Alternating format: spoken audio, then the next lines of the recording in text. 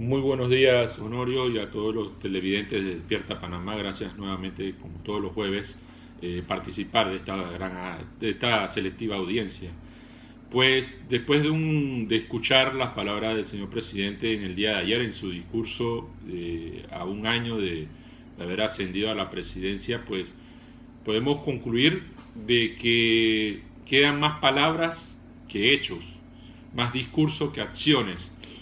Queda el reto de que en este nuevo año que inicia, pues realmente se ponga en ejecución muchas de las promesas que a muchos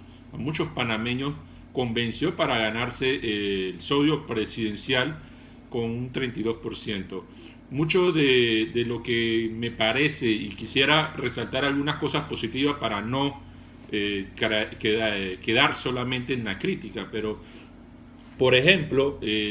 algo que no se ha mencionado y que vale la pena también comentar, algo bueno que vi en este año de la gestión,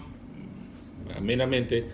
fue que finalmente el registro público pudo implementar lo que es la firma electrónica. Y este procedimiento, esta herramienta tecnológica,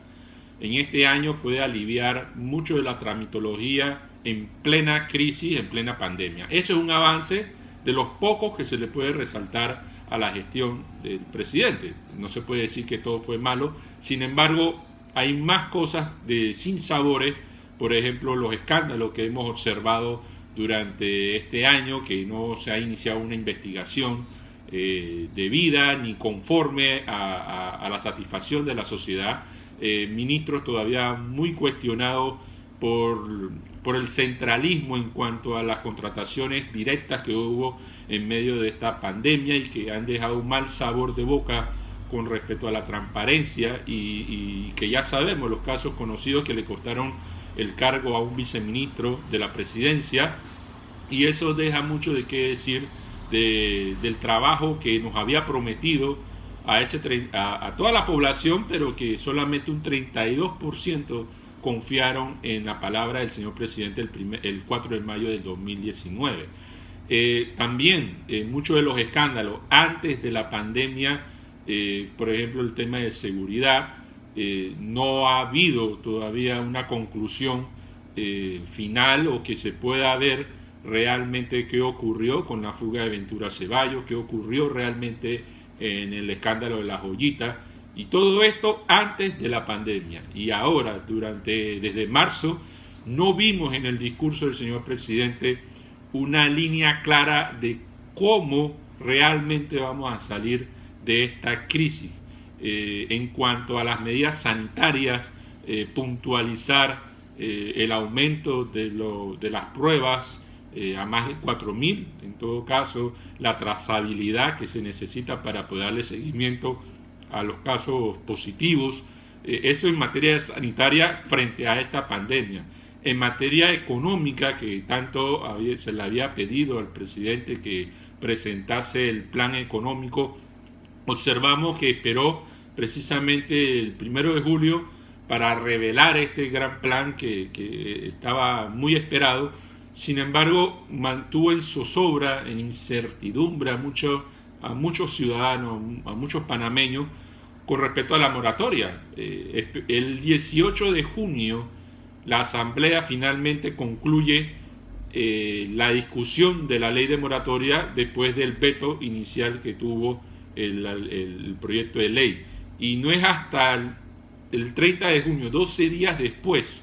que el señor presidente sanciona. ¿Qué sentido de emergencia o qué sentido de urgencia tenía el señor presidente realmente para calmar la incertidumbre y la ansiedad que estaba generando este tema? Y simplemente creo, a mi parecer, lo utiliza como parte de su show político, y es triste y es penoso esa situación, porque creo que en medio de una crisis, en medio de una emergencia, en donde todos los ciudadanos estamos pasando por momentos de estrés o de angustia, creo que haber dado esa sanción en el tiempo oportuno y no esperar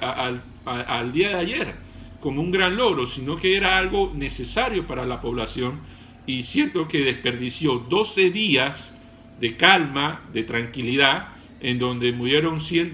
más de 100 panameños por efecto de la crisis de la pandemia, y siento que ahí faltó un poco de consideración y de respeto a la población y a los usuarios del sector bancario. Finalmente la sanciona, para mí un poco tardío, pero también hay que reconocerlo que finalmente la sancionó y eso era lo que se esperaba, y que esa ley también fue producto realmente creo que la oposición que tiene el señor presidente, incluso desde su propia bancada oficialista, una de las que promotoras del proyecto de ley, junto a Ana Giselle Rosa, fue la diputada Zulay Rodríguez. Y creo que en ese sentido también hay que reconocerle ese esfuerzo. Sin embargo, la principal o una de los obstáculos que ha tenido la gestión del presidente Laurentino Cortizo ha sido la oposición desde la propia bancada oficialista del PRD. Pues, ejemplo de ello fue la concluida discusión de las reformas constitucionales, que fue muy mal manejado antes de la crisis y que todavía no hay en el plan que nos propuso o nos expuso en el día de ayer, no hay una visión clara de cuándo, si es que se va a retomar nuevamente. Él habló de un gran pacto de diálogo nacional, pero solamente incluyó el tema de la Caja de Seguro Social, más no así incluyó el tema de las reformas constitucionales. Siento que el país va a necesitar un nuevo modelo de marco constitucional después del tiempo de la pandemia. Panamá va a necesitar de todo y creo que el marco constitucional será una oportunidad para definir el rumbo del país. Esto en medio de todas las críticas, el taburete del señor presidente que llegó a la presidencia, creo que a muchos de sus funcionarios le está quedando bastante grande, y lastimosamente ese discurso de los intocables que hace un año atrás nos expuso, pues durante estos meses hemos estado viendo que hay muchos intocables aún. Creo que esas son mis primeras impresiones, Honorio, con respecto a este primer año de gobierno del señor presidente.